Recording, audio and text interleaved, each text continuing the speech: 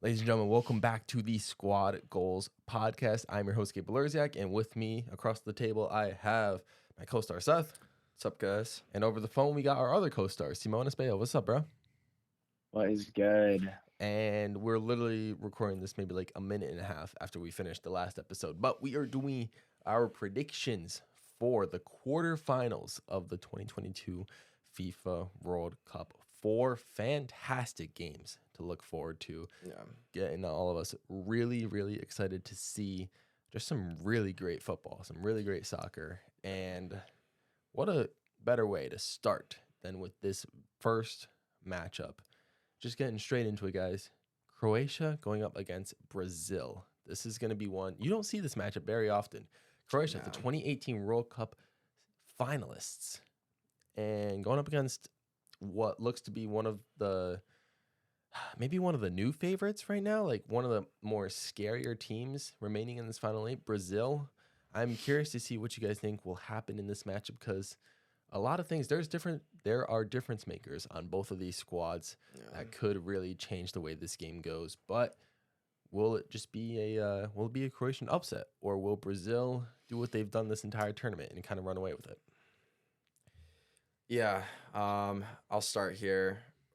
For me, unfortunately, I believe this is going to be the end of an era for Croatia. I've got Brazil winning this game here. I think Croatia will definitely put up a much better fight than South Korea did. I think they can keep it closer, but Brazil has just looked so talented, so strong, so intimidating, so fast, just perfect. They've looked perfect. And I mean, aside from the Cameroon game, obviously, but that's when they weren't really playing their starters. Anyways, they've looked just flawless. They really have. And it's going to be tough for this Croatian side to do much in this game, I think. I think Brazil is just going to be so threatening and create too many chances, and it's just going to be too overwhelming. They're going to overwhelm Croatia like they have all their other opponents. I think this is going to be Luka Modric's last game with Croatia. It's going to be really sad to see. So, but he's going to play his heart out. I think this team's old, right? It's older. So I think you're going to get players like Modric, Perisic, other players who this is it for them. And I think it's going to be the end of an era for this Croatian team. And I think we're going to see, hopefully a new up and coming younger Croatian team start to form after this World Cup.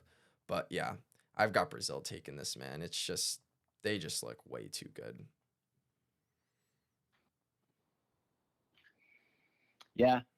Sorry, I got a little distracted there. But unfortunately, as much as I'd like to see Croatia have success, I agree. Brazil just looks so, like you said, and I mean, the odds for Croatia to win this game are extremely low. If Croatia was a counterattacking team, then I'd give them more of a chance, but they're really not. And I feel like even Brazil's defenders can catch up to Croatia's, forwards, and they might be able to sneak in a goal, but I don't think it'll be enough to beat Brazil, unfortunately. I think they have that match, completely in their favor in every position. So it'll be a very difficult match for Croatia, but they'll go out with style. They'll go out in the quarterfinals. That's not a bad place to end it, to end your golden generation, way better than Belgium, at least. Yeah. Yep. For sure.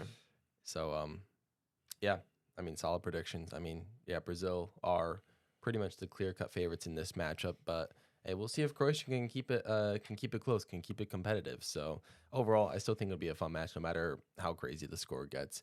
But yeah, let's move on to the next semifinal matchup.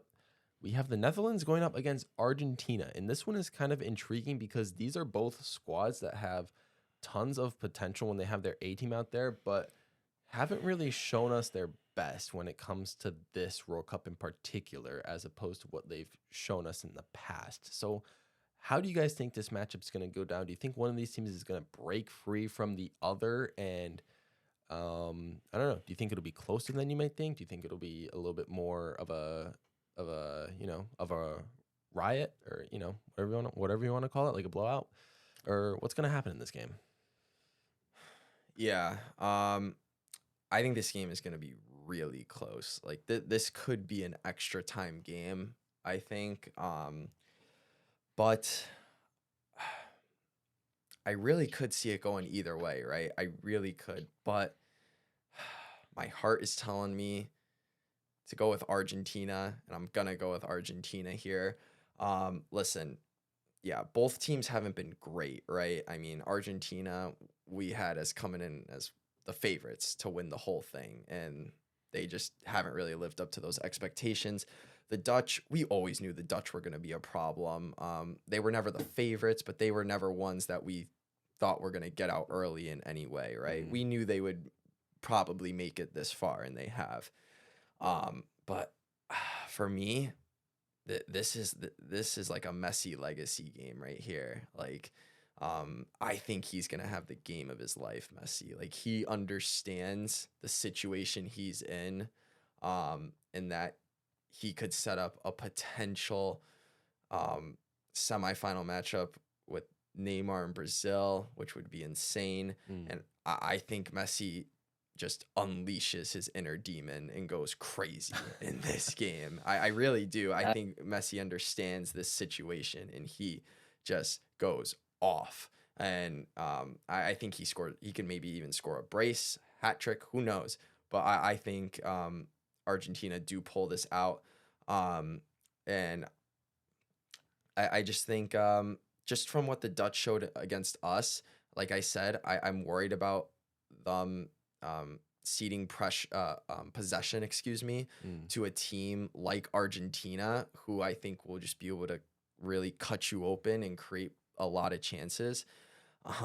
And we've seen that even the team like the U.S., who obviously aren't as talented as Argentina, can really break through this Dutch defense, which you would think would be great, but it has some gaps in it. So yeah, I got Argentina just narrowly though, taking this game. Can you hear me? Yeah, you good, bro? Yeah. Sorry, my headphones are very weird. Yeah, so again, I agree completely with Seth. I think this is going to be a very close game. I think Netherlands is definitely going to go a different side. They're not going to hold back or play defensively the way that they did against the USA. That was a tactic that could only work against a team that didn't have the best attack and especially could get caught out in defense. And I don't think Argentina's team, and they know that. So we're gonna see a completely new tactic from the Netherlands right now, which is I very hope exciting so. because they've been a little boring lately. I'm not gonna lie, they've been a little boring. It's gonna be a very, very intense game. Very good pace. I feel like it's gonna all be very action packed with so many opportunities on each end. And unfortunately, I think Messi will play a very crucial role, but I don't necessarily see him scoring all the goals. He can potentially score one, but I think that he'll definitely be getting the assists in. And be a reason that they do well in that sense. Yeah. But yeah, I have winning. Like you said, I have Argentina winning it. I have to go with my heart. I had them winning the entire tournament, so I have to go with Argentina. And I'm actually very upset with Holland or the Netherlands for how they played against the U.S. That was complete disrespect in my opinion, just sitting back to counterattack us. So I do hope that they get their lesson taught to them. Simone is looking for that South American takeover in that half of the semifinal bracket. We like to see it.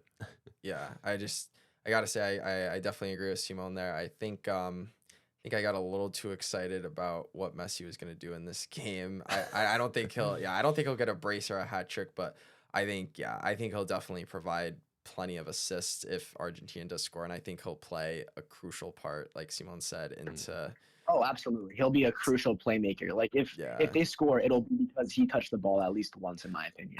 Yeah, for sure. I agree. Just I know how much this game means to Messi, and this is I could just see him really laying it He's all got out to on do the it here. field. It's now or never. You got to do it here.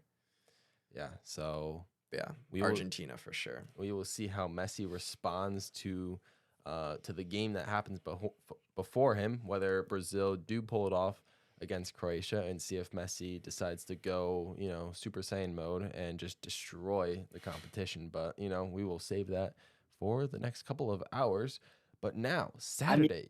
Oh, does Seth had predicted it. Sorry, if he does do that, you'll have seen Seth predict it here first. Yeah, yeah, we'll get to look back on the tape and hear Seth talk about a Messi hat trick. For you never know, man. You never know. you never know. But yeah, without further ado, let's talk about Saturday's slate of games, because these games look maybe even more interesting for different reasons.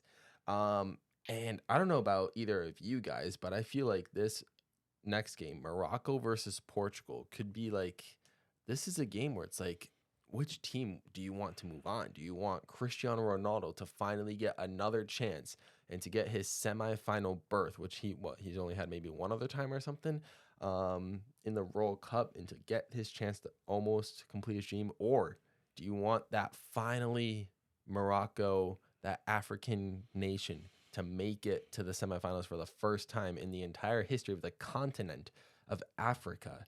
Like, there's a lot of storylines that are at Yeah. play here, and someone's or many people's hearts will potentially and definitely be broken no matter what way this goes. This could potentially be a blowout, like Portugal. If they go crazy like they did against Switzerland, they could overwhelm Morocco, or Morocco can frustrate Portugal just as badly as they frustrated Spain, take it to penalties or at least extra time, and just pull off some wizardry yet again. Seth and Simo, where do you guys see in this particular game going? Which side are you like rooting for if you had to choose? As impressed as I am with Morocco, I mean, they're a great team, and I would root for them if they were going against any other team other than Portugal or Argentina. But You got to I'm keep gonna the be rooting for. storyline afloat. Yeah, I mean, I really wish that this wasn't Messi or Ronaldo's last World Cup. Otherwise, I would fully support Morocco because they are making the dream run for Mm, Africa right now. They have all of Africa's support on their back, and it's amazing to watch. But based off that Portuguese performance, I think it's going to be So a very tough good. game. If Portugal can finish those chances, then they're going to win the game. Because don't get me wrong, the Morocco and Spain game was very close, but Spain missed two very keen opportunities to win the game. They did. that's fair. Um, I think if Portugal can take advantage of their opportunities, and they can definitely win the game. But either way, I don't think it's going to be a blowout like the Switzerland game at all. I think it's going to be very close though. And it potentially could go to overtime, but it'll be a very interesting game. And I can't wait to watch it. But I hope Portugal goes through. I want to see an Argentina Portugal final so badly. Yeah, I couldn't agree more. You got to keep that storyline alive, right? And I think just after that masterclass that Portugal showed against Switzerland, I think this is going to be a much tougher test for Morocco than Spain was, because you're actually going up against a team that knows how to finish their chances in Portugal. So yeah, I think listen. As much as I was just talking about Messi, right? I respect the guy. I really do. I respect him. He is the GOAT. He's just, you know, the best of all time. But I am a Cristiano Ronaldo fanboy at heart. I am. He's been my idol for years. And I'm going to support him the whole way through. And whether he starts or not, whether he just makes cameo appearances, whatever. Um, I'm going to support him. And I think whether it's Gonzalo Ramos or Ronaldo that starts in this game, I think Portugal's attack is just so threatening. Like, they just have superstars everywhere. I love their front line a lot more than Spain's. I trust their front line a lot more than Spain's to score goals. And obviously they proved that in the Switzerland game. And I think it might just be a little too much for Morocco to handle, a little overwhelming for them. So yeah, I got Portugal taking this game, but Morocco's a tough team. They're going to play their hearts out and they're going to keep it close. So this should be a very exciting game, but at the end of the day, Portugal's going to win the game. I mean, yeah, you guys said it before the World Cup even started in the first podcast in our return. you guys said that this Portugal team is built different compared to 2018 Portugal, 2014 Portugal, 2010 Portugal, where they literally just had Ronaldo on their squad and nobody else to help him. Yeah, I mean, it doesn't run through Ronaldo anymore, and it's so hard for a team to rely on just one player. Even if it's a Messi or a Ronaldo, they're always going to need help, right? And now Ronaldo's got plenty of help. He's got superstars surrounding him. So this Portuguese team is bound for a very deep run. Yeah, it will be interesting to see for sure. That game will be entertaining to watch 100%. The storyline, whether or not it stays alive, it'll be a fun one for sure. But potentially maybe the biggest game of the weekend, just in terms of impact, in terms of just in terms of like how powerful these teams are, in terms of like their playmaking ability, and just the amount of stars that are on each of these teams coming up. And this last matchup of the quarterfinals is way too many to count, and it's kind of unfair. But and it's gonna be, it almost seems unfair that one of these teams have to go out before the semifinals, but it's gonna happen. England going up against France. And England, we were just talking about in the previous episode, England has so many good players. They have a lot of players up front. Like you just said, they don't have to run through Harry Kane anymore. They got a lot of youngsters, potentially one of the best midfielders in the world. And France, on the other hand, have potentially the best player in the world at the moment in their hands. And even without Benzema, like you guys said, they have a ton of attacking power and a lot of great power on the defense as well. Both of these teams, I mean, great attack, pretty good defense, and just an overall well-rounded teams. Who has the edge here? Who has the edge is the real question. What's going to happen in this game? I think this is probably one of the most difficult games to predict. This is because France is not what it used to be. And don't get me wrong, I'm not saying that they're bad, but their defense is not as strong. So I think that England can definitely, break through a few times, especially with their attack against Senegal. That was just amazing. Their offense is on point. They know where, especially with such, dominance and control in the midfield with Jude Bellingham and all their other star players that they have. It's funny. Like, this is one of the first games where we just see stars versus stars, basically. Each team is just filled with stars everywhere, and it's going to be very fun to watch. As much as I want to say England because of how, I think England's defense is just a little bit better than France. I think I'm going to have to say France purely because of the form that Mbappe and Giroud have been in. They're goal machines right now. And I think it's going to be very difficult to stop them. But if anyone has a chance, it's definitely the English back line. They're the best out of any team in the competition, I feel, in the current stage. They have a very good defense, and they have a very good opportunity or chance to break through that French line and hopefully hold the lead against them. But I'm gonna have to go France winning this game. Yeah, no, I completely agree with all of that. Yeah, I've got France here too, but this is going to be this is the hardest game of the quarterfinals to predict. It can go either way, and it wouldn't surprise me. It wouldn't surprise me if either team wins. Obviously, one team has to, but there's just so many storylines here that could happen, right? Like who's gonna take over this game, right? Is it gonna be Dembele, Giroud, Mbappe? Is it gonna be that attack against the English backline? Or is it going to be the English attack of Foden, Rashford, Saka, Kane, Bellingham, right? Like, are they going to, how is that going to fare against the French defense? Is it going to be a battle of the young midfields, or the veteran / young midfield, right? Rabiot and Chouameni, and against Henderson and Bellingham. There's so many just different storylines here of what could happen, and they all make sense. Like, they all could have, it's crazy. It really is. It's such a hard game to predict. You don't know which way it's going to go.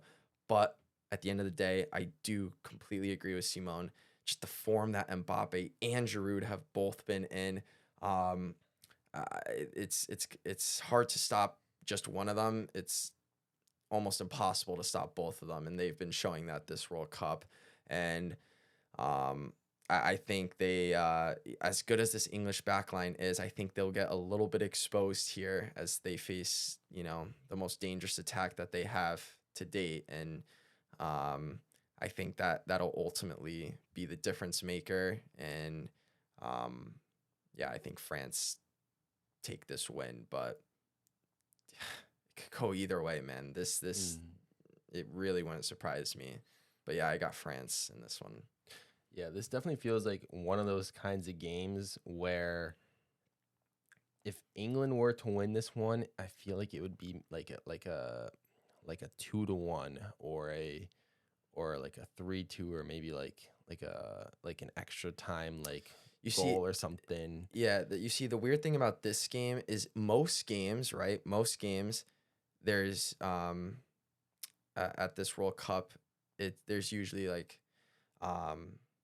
there's like the favorite and then there's the underdog, right? And this game, there's not really that. Like both teams are, for me at least, are pretty much dead on equal in their own ways. That I don't have an underdog in this game. I don't have like a favorite, but just based on what I've seen, I got France. Yeah, I feel like this It's tough. slightly tips the scales in favor of France just because of how their offense has been. But England have not let in. I think England has only let in 2 goals this entire tournament, and that was by Iran in the first matchup. I don't think they've let up a goal since. But so it'll be interesting to see what happens. But yeah, I mean, hey, Simone, any other words on this matchup before we call it? This is going to be the game to watch. These are 2 powerhouses going at it, and it's going to be one of the, I hope, best games of the tournament. I hope it's a high scoring game, similar to that France-Argentina game where it was 4-3 in 2018. That would be amazing to see. And time will only tell how it ends. Can't wait to watch it. And see, that's why we love the World Cup, right? It brings these type of matches that you don't get to see every day, right? And that's the beauty of the World Cup, because you never know what kind of matches can be created. Anything can happen, and super excited for this one. Should be great. Yeah, this one's gonna be phenomenal, and yeah, I can't wait to see what the final 4, the semifinals look like from all these matchups. But let's enjoy the quarterfinals. We got 4 matches these next 2 days, and I hope you guys are looking forward to it because we certainly are. And that's going to do it for today's episode of the Squad Goals podcast. We will get right back with you guys within the next couple of days, right before the semifinals start, with our recap of the quarterfinals, how all these matches end, what team surprised us, disappointed us, or delivered exactly what they expected. And then we will predict what the semifinals will be, and we'll just keep going until the World Cup finishes.